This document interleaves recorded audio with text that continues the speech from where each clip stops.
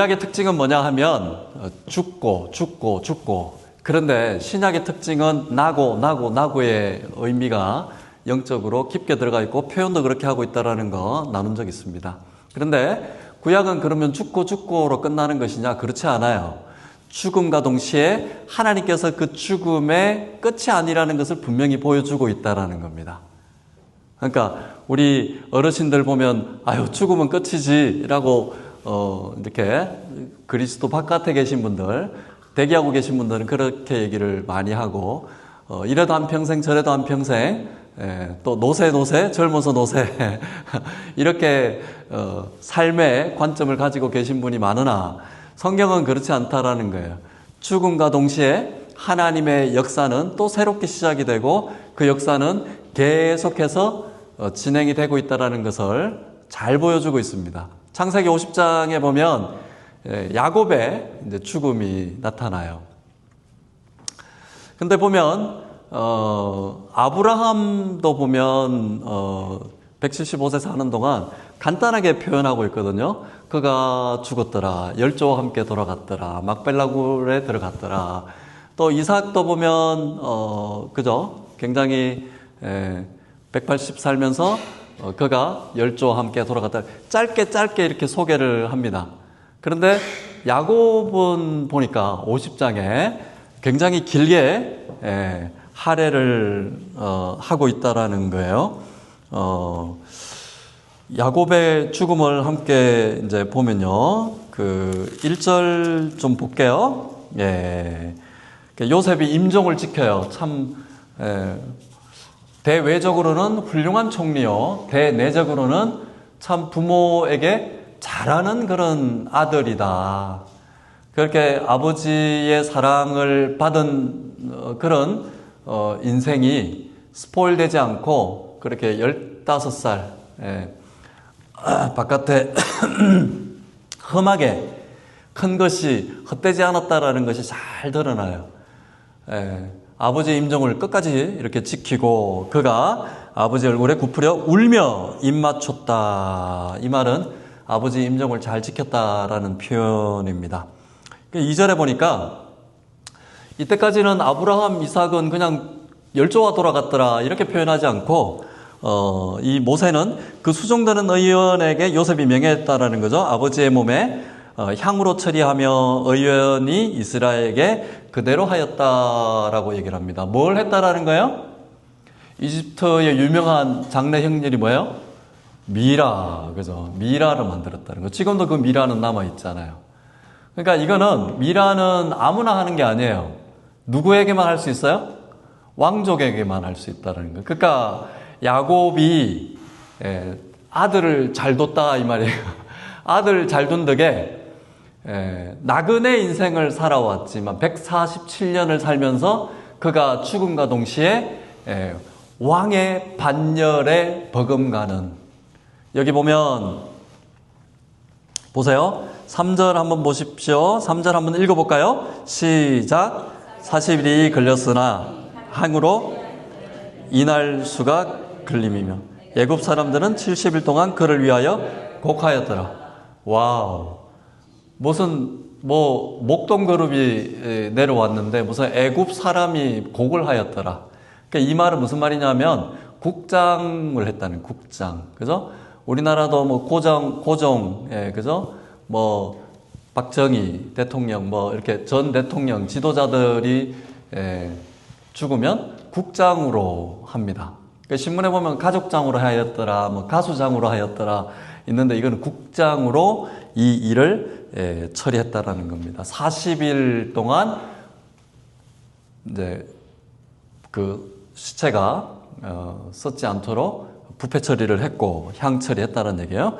그리고 70일을 공식 애도의 기간으로 정했다 이 말입니다. 어마어마한 국장의 모습이 드러나는 거예요.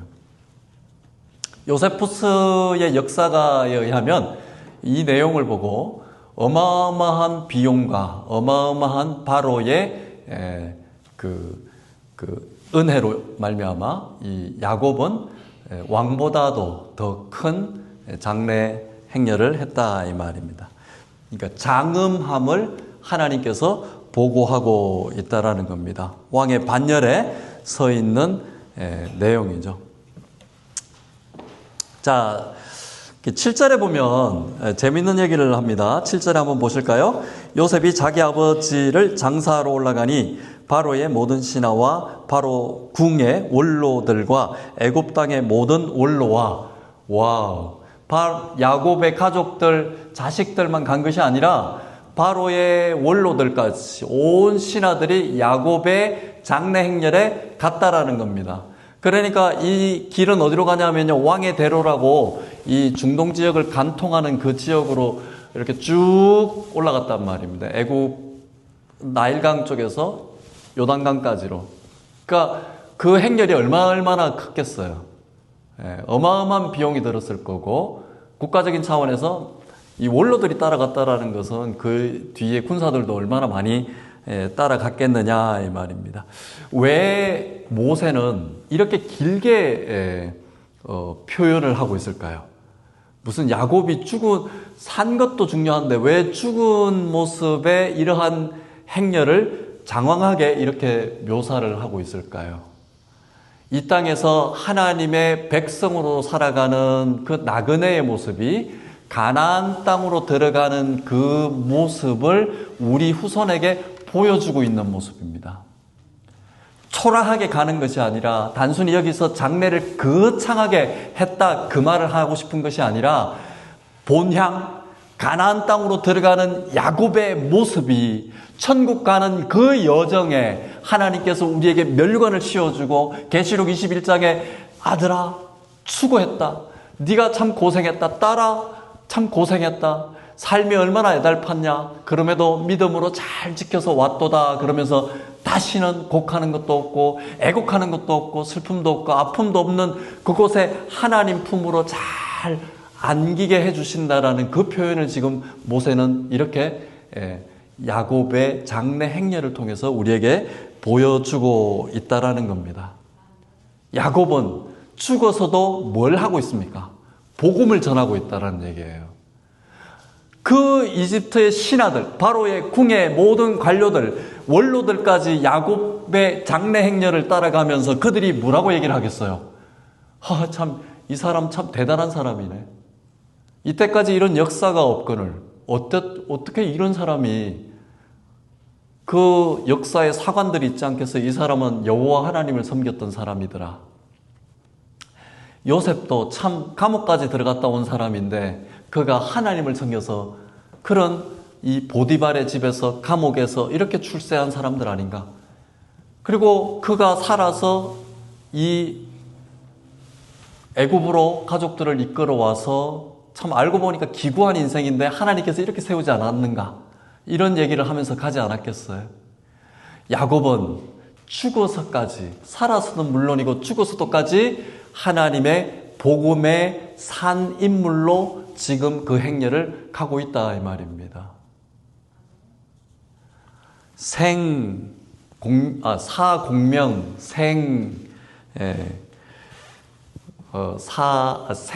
사공명, 주생, 주달, 중달, 이란 말이 있어요. 너무 유식한 말을 해가지고. 오장원에서 제갈공명이 죽지요. 제갈공명이 생명을 연장시켜달라고 빕니다.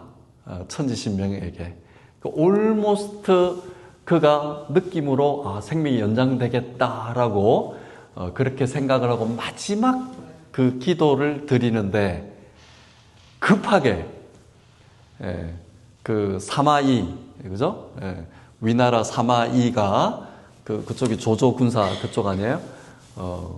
이제 제갈공명이 이 거성이 하늘에서 흔들리는 걸 보고 사마중달이 이 제갈공명이 이제 죽게 생겼구나라는 걸 보고 위력 테스트를 합니다. 정찰병을 보내죠. 그때 이 위연이라는 변방에 나가 있던 이 장군이 급하게 제갈공명에게 뛰어들어오면서 그 생명 연장시켜달라고 제사 드리고 있는 그곳에 급하게 뛰어들어오는 바람에 촛불을 넘어뜨려서 그냥 꺼버리죠. 그때 제갈공명이 한탄합니다. 생명은 내 마음대로 안 되는구나. 그렇게 해서 제갈공명이 유언을 남기죠. 반드시 내가 이제 길게 살지 못할 텐데 내가 죽으면 사마중달이 이 오장원으로 침공을 할 텐데 내 허수아비를 세워서 그가 쳐들어올 때 나를 앞세워서 그들에게 대왕하라 라고 합니다. 그날 오장원에서 별이 떨어지죠. 사마중달이 침략하자, 제갈공명 죽었다 라고 쳐들어옵니다. 그때 그 제갈공명이 일어났던 그 장군들이 이 총나라 군사가, 위나라 군사가 쫓아 들어오니까 그때 바로 제갈공명의 똑같은 허수아비를 세워서 앞장서 나갑니다. 그러니까 그걸 보고 사마중달이 혼비백산합니다. 전부 다 퇴각 명령을 내리고 도망을 가죠. 그때 생겨났던 말이에요. 죽은 공명이 산 사마이를 쫓았다. 이 야곱은요, 죽었지만 그가 살아있는 하나님의 복음을 지금 전하고 있습니다. 모세가 이 창세기를 이 빨리 마무리를 하기도 바쁜 이 50장에 왜 야곱의 장래 행렬을 이렇게 장황하게 써놨냐 하면요, 우리 그리스도인들이 본향으로 갔던 이 야곱의 모습처럼 우리의 본향은 어디입니까? 미국이 아니라, 한국이 아니라 천국으로 가는 거예요. 그 가는 여정에 야곱의 고백처럼 나그네 인생, 험악한 인생을 살았나이다라고 했지만 하나님 앞에 우리가 가는 그 여정, 마무리되는 여정까지 하나님께서 우리를 인도해 내시고 있다는 것을 보여주고 있다는 겁니다. 작게는요, 자녀들에게, 좀 더 넓게는요, 사업장에서, 더 길게는요, 이 지역에서, 미국에서, 전 세계 마태복음 28장에 예수 그리스도께서 선포한 것처럼 너희는 가라 라고 말씀하신 그 선포의 여정을 우리 그리스도인들이 나아가야 되는 것입니다. 그래서 로마서 14장 8절에 보면 우리가 살아도 주를 위하여 살고 죽어도 주를 위하여 죽느니 그러므로 사나 죽으나 우리가 주의 것이로다. 뭐 때문에 살고 있습니까? 돈 때문에 살고 있습니까? 돈이 중요한 거는 하나님도 다 알고 계세요. 명예 중요한 거요? 하나님이 다 알고 계세요. 그런데요, 진정한 우리 삶의 값어치는 뭘까요? 주일도 못 지키는데 그게 올바른 하나님 앞에 삶의 모습이라고 할 수 있을까요? 예배도 못 오시는데 그것이 하나님 앞에 올바른 삶의 모습일 수 있을까요? 야곱은요, 147년을 사는 동안 하나님 앞에 어긋나지 않도록 살아왔던 삶이에요. 모세가 왜 그의 죽음을 이렇게 장황하게 했을까요? 아고 장례식 참 멋지게 한번 치렀다 이야기하고 싶은 겁니까? 아니에요. 우리가 본향을 위해서 가나안 땅으로 나아가듯이 요단강 건너는 그 찬송가처럼 우리가 나아가듯이 하나님 보는 여정이 쉽지는 않지만 하나님 앞에 나아가는 그 길이 우리 죽음으로 끝나는 것이 아니라 하나님 앞에 나아가는 그 길을 하나님이 우리를 인도하시고 하나님께서 우리를 면류관 씌우시고 하나님이 우리를 왕같은 제사장으로 세워서 우리를 앞장 세우고 가신다라는 겁니다. 아멘입니까? 이것이 바로 영적인 왕의 모습입니다. 그러니까 성경에서는요, 계속해서 우리에게 전달하는 것이 함께 다스리라, 그죠? 함께 다스리리라. 누구와 다스립니까? 예수 그리스도와 다스립니다. 삶의 모습은요, 애매하게 우리가 핍박받을 수도 있어요. 삶의 모습은요, 우리가 사업이 잘 안 될 수도 있어요. 현실을 외면한 그런 그리스도인들이 아니라 지금 처해 있는 이 모습이 아니라 우리가 비전이 무엇입니까? 믿음이 무엇인가요? 하나님께서 주시는 은혜를 잊지 않는 것이에요. 어제 새벽기도 끝나고 우리 사모님이 하나님 만나는 체험신앙이 가끔은 궁금하다라고 그런 얘기를 하신 적이 있어요. 저도 하루 종일 그 말에 나는 어떨까라는 그런 질문을 해봤어요. 하나님께서 주시는 어떤 체험, 경험, 신앙 굉장히 중요합니다. 그런데요, 중요한 것은 우리에게 주시는 하나님의 은혜를 잊지 않는 것, 이것이 체험신앙이에요. 하나님께서 우리에게 주시는 믿음을 잃지 않는 것이 이게 굉장히 중요한 큰 경험인 것입니다. 그런데 왜 반드시 야곱은 나를 조상의 열조가 있는데 할아버지 아버지가 있는 곳에 그리고 그곳에 레아가 있는 그곳에 라헬 가까이 있는 곳에 나를 꼭 거기다가 나를 데려다 다오라고 한 이유가 뭐겠어요? 자식들에게 내가 반드시 정해진 하나님이 약속하신 그 본향에 나를 데려다 다오라고 하는 그 약속의 성취를 보여주고 있는 겁니다. 자녀들에게 뭘 보여주고 싶겠어요? 자녀들에게 우리가 살면서 마지막 남기고 싶은 말이 뭡니까? 자녀들에게 남겨주고 싶은 말이 뭐가 되겠어요? 영적인 재산입니다. 영적인 재산을 물려주는 것이 가장 큰 내용입니다. 성도의 죽음은 뭐예요? 성도의 죽음은 뭐예요? 패배가 아니에요? 사망 권세 속에서 함몰되는 그런 없어지는 패배의식이 아니라 하나님께서 주신 우리 인생 그리고 하나님 나라의 언약의 완성과 영원한 안식으로 우리가 들어가는 그 여정을 나타내는 모습인 거예요. 그래서요, 목회자들이 잊지 않는 것이 있어요. 장례식장에서 많은 목회자들이 헷갈려하는 모습이 뭐예요? 죽은 자한테 자꾸 설교를 한다고 이런 생각을, 그거는 틀린 거예요. 죽은 사람은 반드시 심판으로 가 하나님 앞에 서 있는 사람이에요. 그가 지옥을 갔든 천국으로 갔든. 장례식장에서 설교는 누구에게 하는 겁니까? 유가족들에게 하는 거고요. 거기 오시는 조문객들에게 하는 거예요. 왜? 하나님의 말씀은 이 죽은 자에서 끝난 것이 아니라 여전히 지금 이 자리에 와 있는 살아있는 여러분들과 함께 계속해서 진행되고 있다라는 그 얘기를 하고 싶은 거예요. 하나님은 여호수아서 1장에 모세가 죽었으니 이제 땡, 오아리, 일본말로 오아리, 시마이, 이게 아니잖아요. 여호수아 1장에 나타나는 것이 뭐예요? 모세가 죽었는데 이제 여호수아와 함께 네가 밟는 곳, 네가 가는 곳은 내가 다 주겠다라고 약속하잖아요. 야곱은요, 가나안 땅으로 가는 그 여정이 끝나는 것이 아니라 이제 새롭게 펼쳐지는 이 애굽에서의 하나님의 역사를 보여주고 있고, 종국에는 그 하나님의 약속의 성취가 이루어진다라는 그 은혜를 우리에게 보여주신다라는 겁니다. 찬송가 480장 그거 아세요? 천국에서 짚어봐요. 그날 아침 거기서, 그날 아침 거기서 순례자여 예비하라, 순례자 예비하, 너져지지 않도록 지지 않도록 만나보자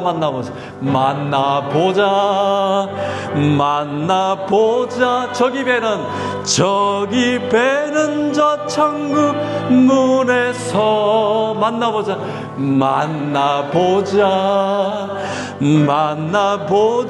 그날 아침 그 문에서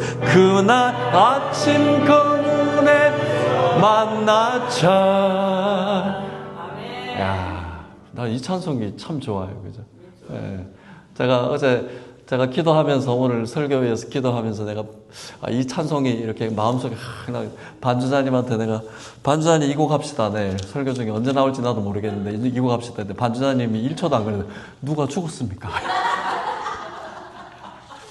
그래서 내가 이거 또 우리 성도님 중에 또 병거가 있나 해서 그 밑에다가 답변했어요. 야곱이 죽었습니다. 야곱이 죽었습니다. 야곱이 죽었는데요, 이 땅의 현실을 또 그대로 보여주고 있어요. 천국에서 다 끝났는데 여전히 우리에게 믿음을 주셨고 은혜를 주셨는데요, 여전히 우리에게는 현실 감각을 놓치면 안 된다는 것을 보여주고 있어요. 15절에서 21절 보면요, 현실이 여전히 우리를 덮치고 있다는 말입니다. 주일날 은혜 받고 하나님의 말씀으로 내 심령을 가득 채웠지만, 근데 나가면 현실이 우리 앞에 있다 이 말이에요. 그렇죠? 하나님의 은혜를 받았는데 사업장 안 갈 수는 없고, 가면 스트레스고. 그런데 하나님께서는 이 일을 하나님의 은혜로 충분히 오버컴할 수 있다고 우리에게 은혜를 주시고 계신다는 것을 놓치지 말아야 됩니다. 이것이 우리에게 주시고 싶은 하나님의 마음입니다. 그 내용이 뭔 말이에요? 16절에 보니까 아버지가 죽고 나니까요, 형제들이 와가지고, 그동안은 아버지 은혜로 우리가 살았는데, 형들이 와가지고 요셉한테 뭐라 그래요? 겁나는 거예요, 이제. 든든하게 아버지가 우리를 지켜줬다고 생각을 했는데, 아버지 때문에 형제들이, 요셉이, 아버지가 살아있는 동안, 요셉이 아무리 총리이지만 우리한테 복수는 못할 거야. 믿고 있었는데, 아버지가 덜컥 이제 돌아가셨어요. 당장 현실적으로 뭐예요? 야하, 아버지가 이제 말려줄 사람도 없네. 요셉이 이 말 하나면 우리 목숨이 끝장나는데, 그러니까 16절에 보니까 뭐라 그래요? 당신의 아버지께서, 이렇게 얘기를 합니다. 16절 한번 읽어볼까요? 16절. 네, 시작. 당신의 아버지가 돌아가시기 전에 명령하여 이르시기를 17절 너희는 이같이 요셉에게 이르라 내 형들이 악을 행하였을지라도 이제 바라건대 그들의 허물과 죄를 용서하라 하셨나니 당신 아버지의 하나님의 종들인 우리 죄를 이제 용서하소서 하매 요셉이 그에게 하는 말을 들을 때 울었더라. 요셉은 용서를 이미 했죠. 요셉은 이미 형들의 모습도 진정성을 다 봤어요. 아버지를 봐서라도 다 용서하고 하나님 앞에 그는 다 용서를 했어요. 정작 누가 누구를 용서를 못하고 있어요? 형들은 정작 자기 자신들을 용서 못하고 있는 거예요. 그 어린 요셉을 팔아먹었잖아요. 그 어린 요셉을 우물가에 넣어가지고 죽이려고 그랬단 말이에요. 꿈꾼다고. 아버지의 사랑을 독차지한다고. 이 형들은 팔아버리려고 그랬던 형들이 정작 요셉은 자기들을 용서하고 포용했지만 자기 자신들을 용서 못하고 있다는 겁니다. 우리가 하나님 앞에 올바로 서지 못하는 이유 중에 하나가 뭔지 아세요? 내가 내 스스로를 용서 못한다는 얘기입니다. 다른 상대방하고는 어쩌면 상관없는 일일 수도 있어요. 내가 내 자신을 저주하고 있고, 내가 내 자신을 스스로 미워하고 있고, 내가 내 자신을 하나님의 자녀라는 것을 인정하고 있지 않다라는 겁니다. 가만히 들여다보세요. 기도할 때 그런 모습이 불쑥불쑥 튀어나와요. 아이고, 내게 왜 은혜를 안 주십니까? 내게 왜 믿음을 안 주십니까? 하나님 내게 왜 응답을 안 주십니까? 라는 그러한 믿음 약한 소리를 하는 것 같지만 그 내면 속 깊은 곳을 보세요. 내가 내 자신을 미워하고 있고, 내가 내 자신을 원망하고 있고, 내가 내 자신을 용서하지 못하고 있는 모습이 여전히 있다 이 말입니다. 형들은 이런 은혜로운 하나님의 약속, 아버지에게 베푸신 하나님의 은혜를 봐왔으면서도 당장 내게 닥친 현실 속에서 고민하고 있는 모습을 보여주고 있는 우리 그리스도인들의 모습인 거예요. 여전히 말씀은 내게 은혜를 주시는데 현실은 당장 파도처럼 엄습해 온다라는 겁니다. 그럴 때 하나님께서 우리에게 주시는 말씀은 뭡니까? 계속해서 말씀으로 우리에게 믿음을 주고 계신다는 것을 믿으시기 바랍니다. 요셉이 이르되 19절 보세요. 요셉이 그들에게 이르되 두려워하지 마소서 내가 하나님을 대신하리까. 복수는 사람이 하는 것이 아니라 누가 하는 거예요? 하나님이 하신 거예요. 전쟁은 누구의 전쟁입니까? 하나님이 하신다는 거예요. 그렇다고 요셉이 형들을 향해서 하나님 대신 복수해 주세요, 갚아주세요 그 말이 아니에요. 나는 그러한 위치에 있지 않다라는 것을 전적으로 하나님 주권에 맡기고 있는 요셉의 모습입니다. 우리 마음속에 내가 왜 용서가 안 되고 내가 나 자신을 왜 미워하고 내가 나 자신을 왜 용인하지 못하는 줄 아세요? 내 인생이 하나님 앞에 위탁하지 않기 때문에요. 내가 왜 다른 사람을 미워하는 줄 아십니까? 내가 내 스스로 왜 나를 미워하시는 줄 아십니까? 그 인생의 삶의 주인이 하나님인 것을 믿지 못하기 때문에 그래요. 내가 내 사업을 하면서요, 왜 주일날 이 작은 시간에까지 왜 비우지 못하는 줄 아세요? 내 인생 내 거라니까요. 그렇게 믿고 있기 때문에 그래요. 내 인생 내가 믿고 내가 내 인생을 주관하고 있다라는 그 여전한 주인의식 때문에 하나님이 끼어들 틈이 없다라는 거예요. 이것은요, 굉장한 믿음이 결단되는 요구입니다. 제가 다른 곳에서 사역할 때요, 그 사업하시는 분들 얘기 들어보면요, 목사님, 금, 토, 일 수입 가지고 월, 화, 수, 목을 살아요. 이 말을 해요. 참 제가 그때는 율법주의였고 은혜가 없어서요. 그렇게 말씀하시는 눈물 맺힌 그 하소연을 듣고도 그래도 교회는 나오셔야죠 라고 한 적은 있었어요. 내가 참 회개는 했지만 그럼에도 불구하고 그 도전이 그분에게는 정말 인생의 챌린지로 받아가지고 지금은요 하나님 앞에 얼마나 큰 복을 받고 사는지 눈으로 목도하고 있습니다. 그 당시에는 야속하지만 우리 당장 현실에 닥친 그 시련과 시험이요 하나님 말씀으로 도전을 받고 말씀으로 이겨내겠다라는 결단을 하면 그 나머지는 하나님께서 이룩하신다라는 겁니다. 이게 믿음이라는 거예요.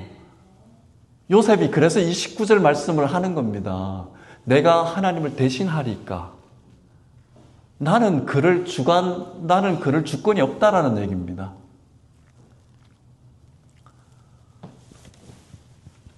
(19절) 그래서 요셉은 그 심판권, 주권 모든 것을 하나님 앞에 의탁하는 모습이에요. 20절 보니까 보세요. 굉장한 고백을 하고 있습니다. 20절 시작. 당신들은 나를 해하려 했으나 하나님은 그것을 선으로 바꾸사 오늘과 같이 많은 백성의 생명을 당신은 나를 죽이려 했으나 생명으로 바꾸셨고 당신은 나를 해하려는 악을 범하였으나 하나님께서 합력하여 선을 이루셨다라는 고백이에요. 로마서 8장 28절 바울의 고백이 뭐예요? 하나님 사랑하는 자 곧 그 뜻대로 부르심을 입은 자들에게는 갈로 부르심을 입은 모든 자들에게는 모든 것이 합력하여 선을 이루니 이때 창세기에 나왔던 용어를 그대로 쓰고 있습니다. 하나님 보시기에 좋았더라 이거예요. 탑 이 말이에요. 여기도 똑같은 용어를 씁니다. 하나님이 선으로 이끄셨다라는 얘기입니다. 악을 선으로 바꾸시고 죽음을 생명으로 바꾸셨다라는 이 고백인 거예요. 요셉은 평생 이렇게 살았다는 얘기입니다. 그렇죠. 욥기 33장에 보면요 엘리후와 욥의 아주 기가 막힌 대화가 나오고 있습니다. 엘리후가 이 연소해서 그런지 계속 소발하고 계속 비난하는 얘기를 듣다가 엘리후가 기가 막힌 말을 합니다. 욥 당신이 하는 말이 맞긴 한데 당신이 교정해야 될 것이 있다라고 이 어린 사람이 욥에게 얘기하는 것이 있어요.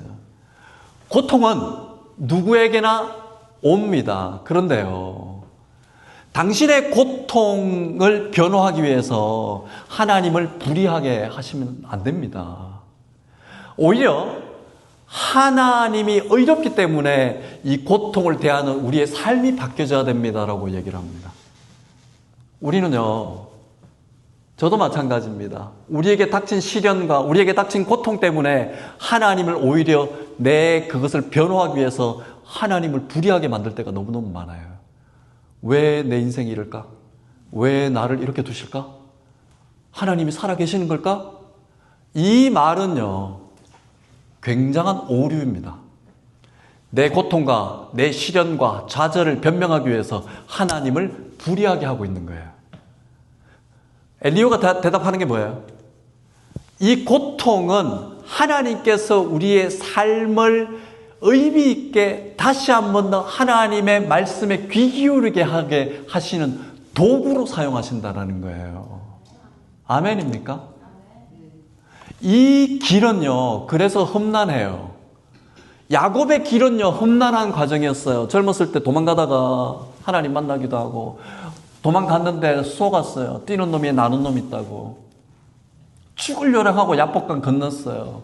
오죽했으면 하나님이 이놈아 그러고 이 환도뼈를 부러뜨렸겠어요. 쩔룩쩔룩하면서 하나님 만났어요. 쩔룩쩔룩하면서, 그죠? 아마 그 뒤로 계속 그는 걸음이 불편했을 수도 있어요. 걸음이 불편하면서 뭐라 그랬겠어요? 하나님 감사합니다. 그러지 않겠어요? 그러니까 에서 형을 보고 하나님 본 것 같습니다 라고 고백하잖아요. 우리가 우리 마음속에 우리 내면의 모든 전적인 위탁은요, 하나님 앞에 그 주권을 올려드릴 때 가능한 것입니다. 아멘이죠? 현실은요, 고통은요, 시련은요, 좌절은요, 하나님께서 우리를 새롭게 하는 기가 막힌 통로인 것을 믿으시기 바랍니다. 우리 공동체도 마찬가지예요. 공동체도 마찬가지예요. 소닥 보듯이 하면 안 돼요. 서로서로 소닥 보듯이 하면 안 돼요. 보면요, 형제 자매라면서요. 여러분들 집에 갈 때 형제 자매 가족들인데 누가 들어오면요, 들어오는 둥 마는 둥 커피 마시고 아무 말도 안 하고 그럽니까? 제가 요전에 내가 집사람한테 도대체 애들을 어떻게 교육을 점점점점 하다가 내가 욕을 더 먹었지만 나갔다가 들어왔는데 아빠를 봤는데 계속 게임을 하고 있더라 이거예요. 그래서 내가 보자마자 도대체 전주희 씨 집안에 이런 집안은 아니다 안 하고 소리를 빼고 전주희 씨가 뭐야 이러더라고요. 아빠를 봤으면 아는 척을 해야지. 다 가족이라면서요. 그렇죠? 우리 성도님들 저 문 앞에 딱 들어오면요, 누가 들어오면 계급의 높낮이가 아니잖아요. 젊으나 나이 드신 분이나 어르신이나 젊은 사람들이나 들어오면 아는 척 하고 인사하고 안녕하셨어요. 한 주 동안 어떻게 지내셨습니까? 그간 평안하셨습니까? 라고 인사해야 되겠어요? 안 해야 되겠어요?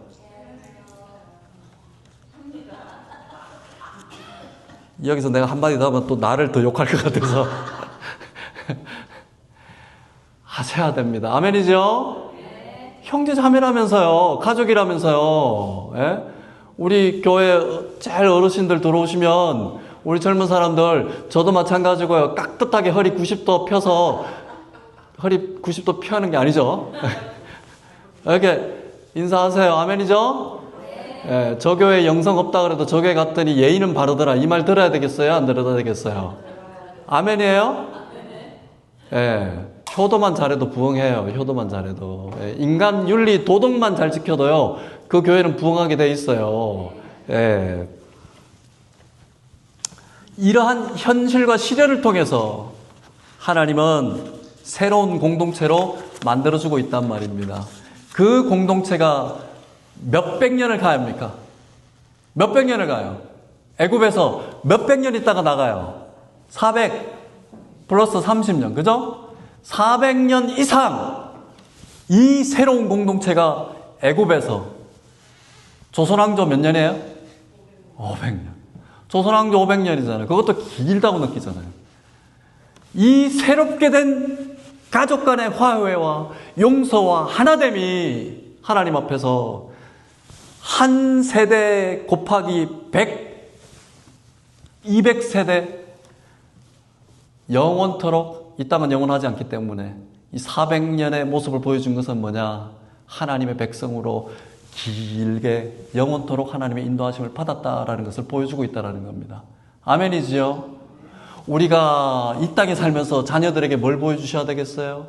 회사 직원들에게 뭘 보여주셔야 되겠어요? 아주 기본적인 기도, 아주 기본적인 예배, 아주 기본적인 헌금, 아주 기본적인 신앙의 모습들, 이거 A, B, C, D가 안 되는데 무슨 영적인 영향력을 세상에 보여줄 수 있겠느냐 이 말입니다. 이러한 도전을 받는 은혜가 있기를 저와 우리 KBC 성도님들이 되기를 소원합니다. 은혜를 입기를 기도하겠습니다. 우리 함께 기도하겠습니다. 기도합니다.